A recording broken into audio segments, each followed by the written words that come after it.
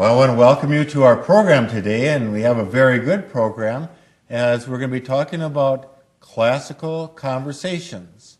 And this has to do with homeschooling, and so I'm very delighted to have on our program today Renee Sigwarth. And so Renee, good to have you here today. Thanks for inviting me. I'll tell you, there's a homeschool group that meets at the Lutheran Church of Peace in Platteville. That's where I am a pastor. And I must say that, you know, as I've observed, that I've been very impressed with these young students and just the respect that they have for one another and also just what they are learning. The other night I went to a concert and I couldn't believe, you know, just how inspirational this concert was. And so, Renee, as we get started here, how long have you been, when you think about homeschooling, you know, how long have you been part of homeschooling?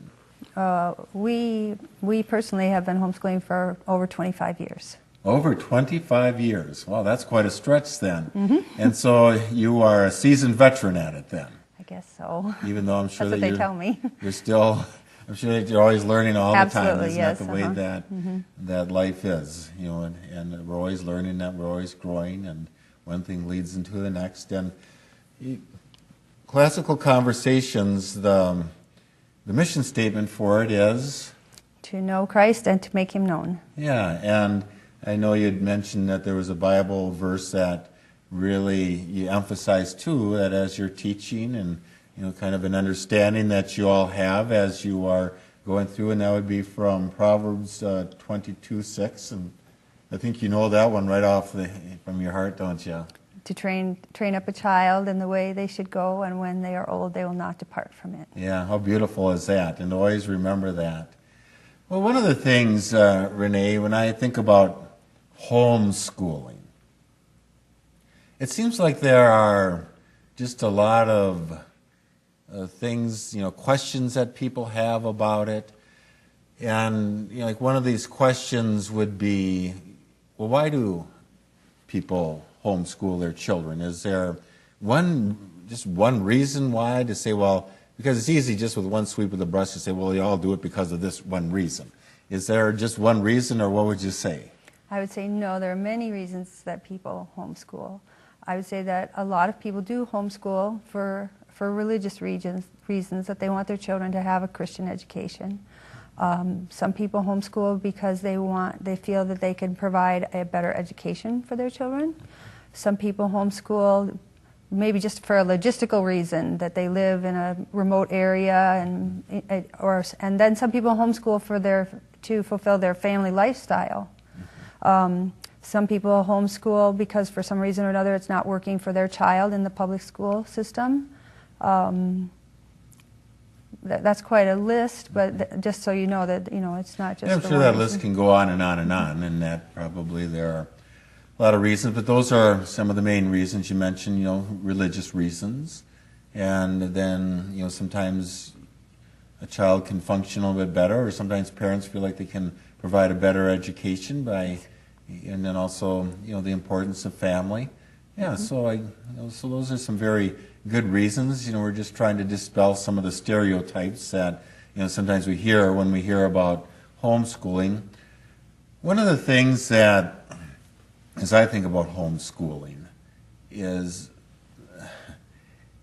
I might be good at teaching maybe a subject or two. Like if I had my children, I could say, well, I know I could really teach them well when it comes to these couple of subjects, but when it comes to a lot of these subjects, I wouldn't even know where to begin. And so that's part of it, to say, well, right away, I would probably think, well, homeschooling for my kids wasn't an option just because I wouldn't know how to go about it. And so how do parents go about it? Well, you go about it by learning yourself. I would say that I would be similar in that thought process. I was fairly certain that I could give my children good education in certain areas, but for myself, I knew that math was going to be a challenge for me. And when we got to a certain point, when I was schooling my oldest child, I would sit down with the book with her, and I would be teaching myself as I was teaching her. And I always have this joke with my children that's that I went through algebra 4 times before I really got it. Now I can teach it, easily, but I definitely learned as we were going. There's many resources available now for parents, many resources. There's a catalog of resources that's about that thick, of different kinds of resources for different things. There's online, there's many things to help you learn. And there's also people who can help you to teach your children. So there's a variety of things to be able to make it possible. So lots of resources that you can get, for instance, online, on the internet, but then also, like you say, there's catalogs, lots of information out there.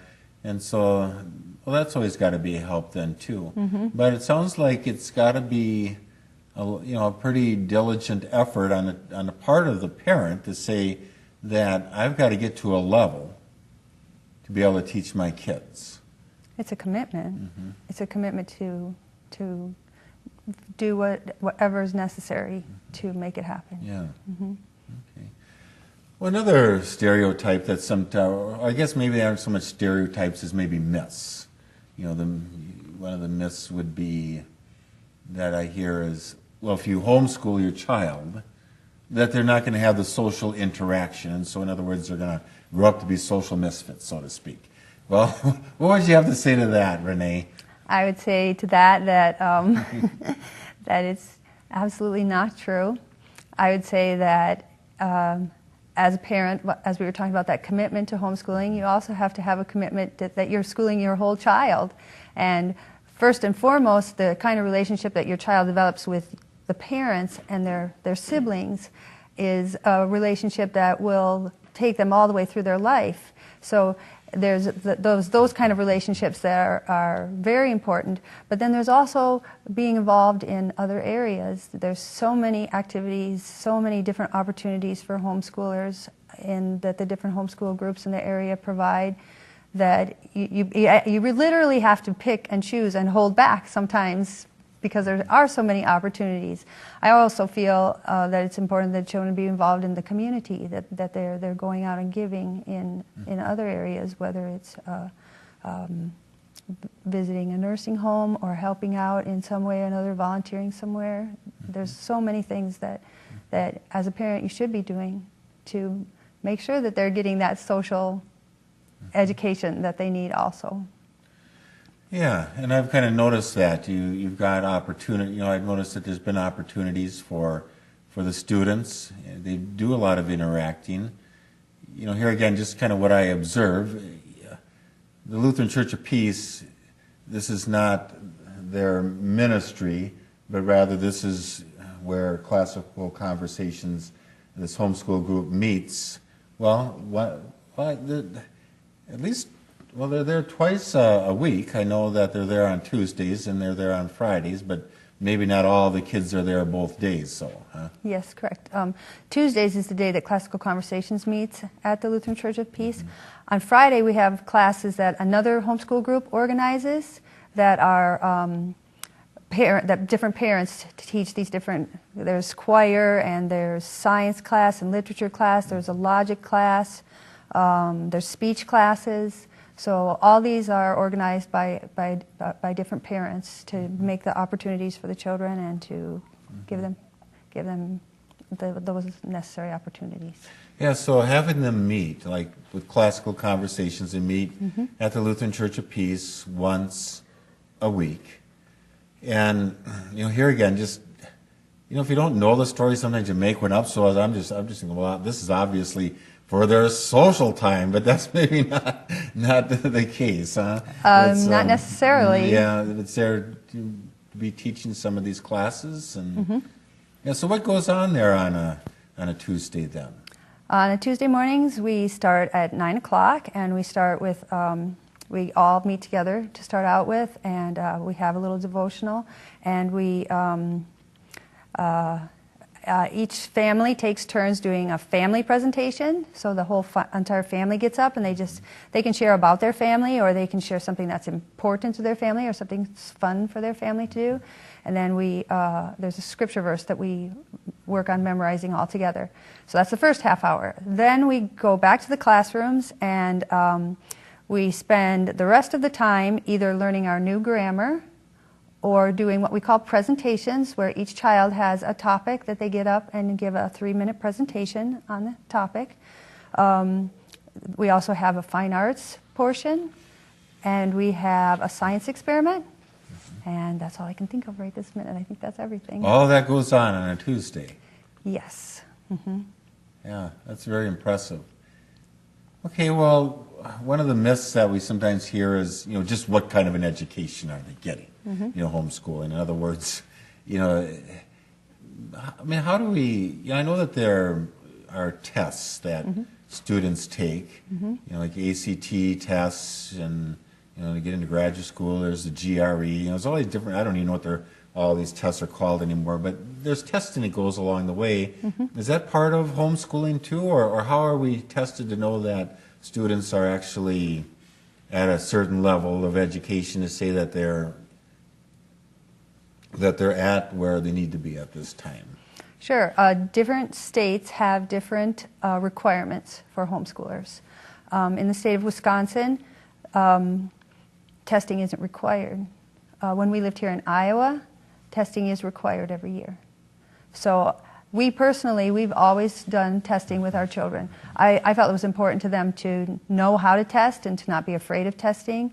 It's also good to be able to get numbers back and sit down and say, oh, look, we need to work a little harder in this area, or look, you did an awesome job here, you did it really well.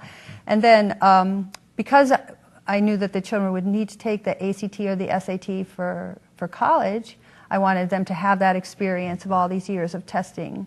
And then it's no different to register your child for the SAT with their homeschooling or not homeschooling. You just go on the website and you're able to do that. So there's that kind of testing. There's also, if your child isn't good at testing, there's other ways of evaluating children. For example, here in Iowa, you can have a portfolio evaluation. I think when we used to live here, that was the way that it was. So if that's something that's, if your child has a learning disability and testing is, hard, there's other ways of evaluating children. So you're not solely restricted to the testing arena. And so now, with homeschooling, do you kind of take each student where they're at and just kind of bring them along, or do they have to kind of say, well, at this age now you've got to be at this certain level? Understanding that no two people are alike, and some of us learn faster than others, or some of us learn faster when it comes to some subjects and other subjects, and so how does that work? Is that just taking a lot of patience with each student and saying, well, this is where the student is at, or we have to kind of say, you got to be at this level at this time, and this is how we're going to get you there, or what's kind of the philosophy there? Well, that is one thing that's nice about homeschooling is that a child doesn't have to feel that outside pressure if they're struggling in an area for a time or they're a little slower at something. There's the ability to take a little extra time and make sure that they're getting the information and not just sliding them along to the next step. Yes. The curriculum, a lot of the curriculum is, graded, like this is for second grade math or first grade reading, like that. So it is graded that way so that you have an understanding that this is where people are at different times of their growth and development. But it is nice to be able to spend more time if you need more time, because the most important thing about education is learning. It's actually understanding and having and possessing what it is that you are studying. So if it takes 2 years to get through a math book, that's great. But if you can get through a math book in a half a year, and then you're not held back and you're able to go on to the next one. So, and if you're faster in math and a little slower in something else, that doesn't hinder you or stop you in any way at all from just going and doing exactly what it is that you can do as fast as you can. Yeah, so really taking an approach that's taking each student and saying, well, here, this one is very accelerated in this subject, and so they're just going like gangbusters, but then if you're struggling a little bit in this area, you can take the more time and just not, getting passed along and without learning what they need to at that particular point, but making sure that they do get that. And so I have to say, I got my two children went through the public school system, and they got, a very good education.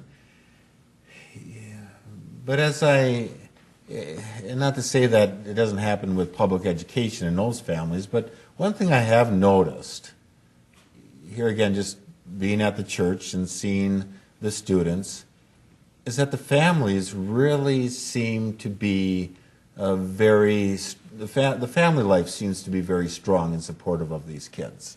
That's one thing that I've noticed, is just how much the family is invested in all of this. It's a lifestyle. It is a lifestyle, because it's really, you never stop. Whether you're homeschooling or not, you're always educating your child. But when you're homeschooling, it's like you can be more conscious of it and more conscious of, what you're doing and all your experiences, and bringing in all of that together. And when you have siblings, working together, then they're in the same environment, and they're working together to school, and then the father and the mother, it's like, it's very much a team effort. And when there's homeschool groups, there's also that idea between the families that we're there for each other, to encourage each other, or to, if you find something that worked to share that with each other, and to get together for field trips, to provide that opportunity. We have a cross-country team, and so we all work together to make that happen, and just all the different opportunities that everybody's working together to make it happen. Well, I've gotten to know some of the families, not all of the families, but the families that I've gotten to know, and as I've gotten to know their children a little bit, here again, children. Some of these children are quite a bit older now. Some are in high school age. Well, for instance, I remember hearing one of your children give a speech in public, and it was really powerful. I was so impressed by that. And then I have also known a student that would be probably, if we're in public school, would probably be in the 5th grade. Okay. But having a conversation with this student about the Reformation. I'm just thinking, wow. This student really understands the Reformation and other things about church history. And I'm thinking, here the student is at a 4th, 5th grade level, and here is being able to have a conversation that you would have with a seminary student, for instance. Thinking that is really some accelerated learning there. Well, classical conversation specifically is all about the children getting a wide foundation of knowledge in many areas: history, science, English, Latin, I can't think of any more right this minute, but the children at a young age begin to memorize a very wide variety of foundational knowledge for each of these different areas. So, for example, my 7-year-old child if you mention something that has to do with something that she's memorized, she immediately is with you. She has this little peg of knowledge in her brain, so that she's able to have some sort of reference point there. They memorize 161 different events in history of a timeline. They start at creation, and they go all the way through to the current time, and they have all these little that they've memorized. And at this point, when they're younger, it's just a memorization of the events. But when they get older into middle school and high school, it's beginning to have conversations, as you were saying, about the events, and to make avenues for them to ask questions, and to make connections between this scientific thing that was happening and this historical thing that was happening, and the grammar of the English of how to explain the thing that was happening, and to write and to express and to converse with each other and their tutor and their other students, so that they make it makes a very broad, wide education that's actually theirs. It's not just studying for a test, like reading a chapter and studying for a test and then going on. It's always having this information that's yours so that you can see the big picture. Yeah, so it's really quite an approach that it's just not, I mean, there's certainly, it's systematic here, it sounds like, as far as, I understand, like you're just, to begin with, they're just really learning a lot of the, in a sense, the facts or the basics of whatever this is. And then as they get a little bit older, then they are learning to how it all connects, so to speak. Yes, And then finally, and then seeing how you adapt that into the world. Is that kind of, is it, what would you say? It's a two-step approach or a three-step, or how many steps are in this? Classical conversations is based on classical education, and basically what classical education is it's just learning using the natural bends of a child to educate them. When children are little, they're able to memorize so easily. You know how children pick up things really quickly, like little jingles and things that they hear? Oh, yeah. We call that the grammar stage, and we use that grammar stage to get the facts of the foundations of all the different types of education, like I said, science and history, English, Latin, all these geography. They do maps, and they memorize different places in the world, and they draw and trace them so that, and then they relate that to the history that they're doing. The young children memorize all these things, and you would think it would be difficult. I myself remember many years ago watching a 3-year-old child recite the 23rd Psalm and thinking, they must have spent hours with that. But I know now how wrong I was. I see how quickly that the little children are just programmed so they can pick things up quickly that way and memorize them. Then when they get a little older into the middle school years, we call this the dialectic stage. And it's when children begin to ask questions.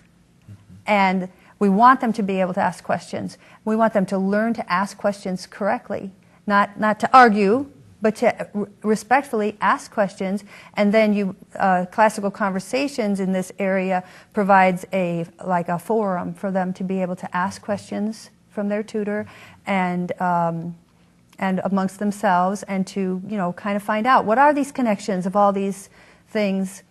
For example, my little child, she just is happy to memorize things and sing songs about them and use them. Where my older son, he's come to the place where he says, why did that happen? Where she wouldn't even think of asking why. She's just happy to, learn it.